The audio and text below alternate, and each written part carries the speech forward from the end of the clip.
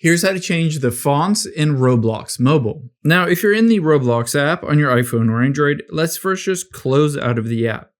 The next thing we're going to do is tap on Settings here, and we need to change the fonts on your iPhone or Android. To do that, we can choose the General option, and then scroll down until you see Fonts, and tap on that. Now, here are the system fonts. These are all of the built-in default fonts on your phone.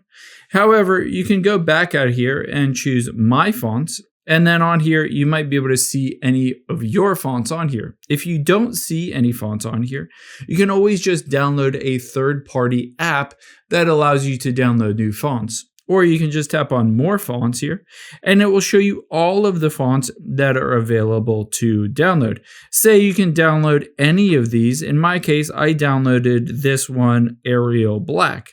After you've downloaded it on the regular typeface or anything like that, essentially what you want to do is hop out of here, make sure Roblox is closed and everything is closed, and then you're going to press and hold the volume up and side button.